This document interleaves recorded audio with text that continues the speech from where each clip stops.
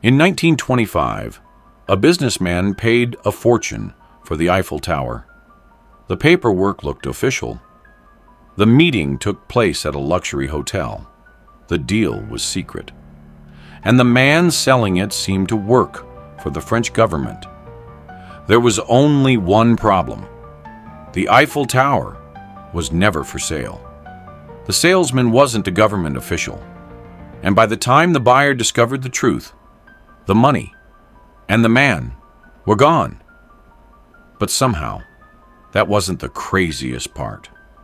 Because after escaping with the money, he came back and tried to sell the Eiffel Tower again. His name was Victor Lustig, and he understood something dangerous. Sometimes, the bigger the lie, the less people expect anyone to tell it. Paris, 1925. The Eiffel Tower had been standing for more than 3 decades. Today, Paris without the tower is almost impossible to imagine. But back then, maintaining the massive iron structure was expensive, and Victor Lustig saw an opportunity. Lustig was a professional con man. Elegant, calm, well-dressed. The kind of man who could walk into an expensive hotel and make everyone assume he belonged there.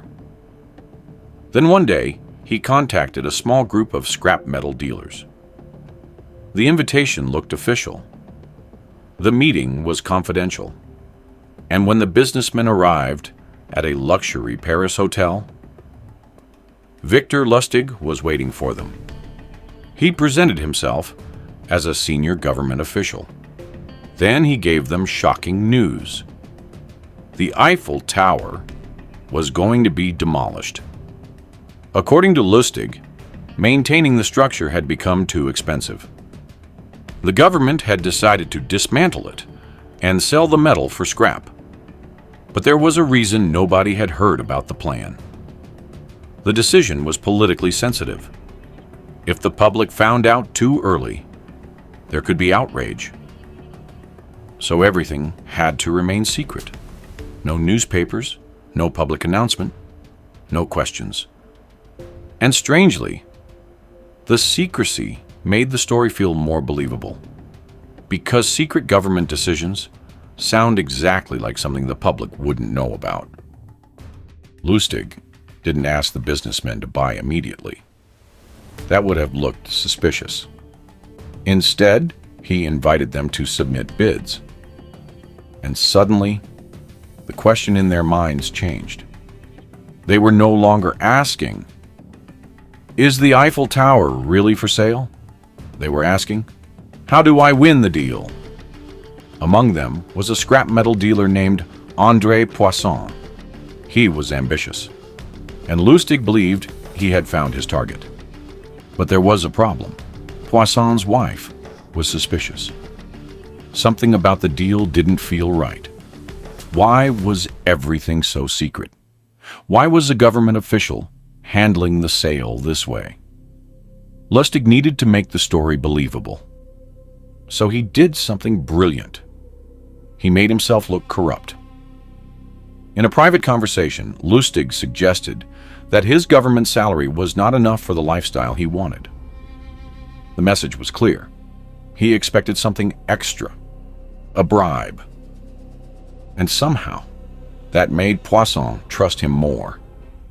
Because a perfectly honest official might have seemed suspicious, but a corrupt official secretly asking for money? That felt real.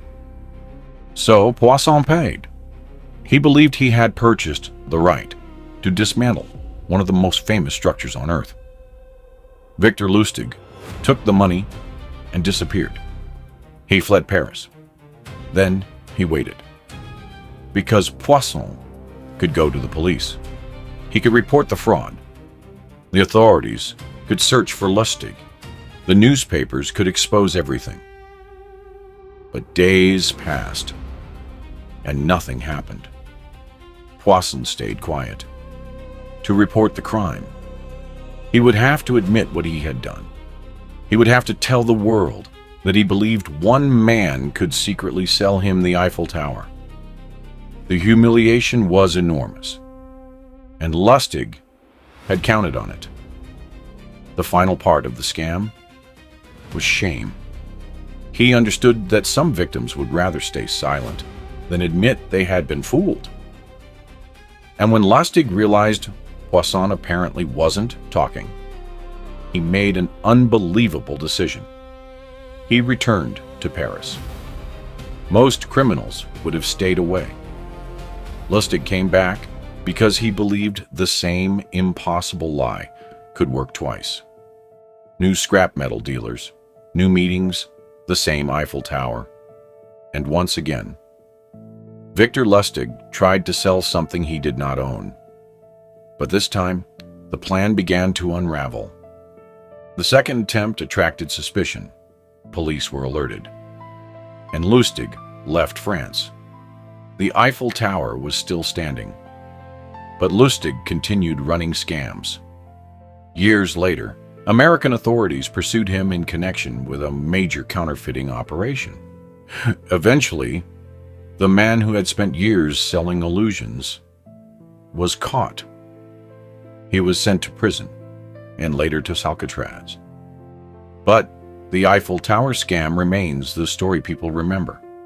Not because the victim was stupid, and not simply because Victor Lustig was a good liar.